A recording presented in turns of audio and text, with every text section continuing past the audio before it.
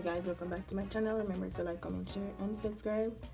In today's video I'm going to show you guys how to make a tower card. This is 8 by 8 inches, but I'm going to show you guys how to make this 5 by 7 version. In this video I use designer papers, butterflies, and I embossed and ink these pieces for the side. So without further ado, let's get right into this video.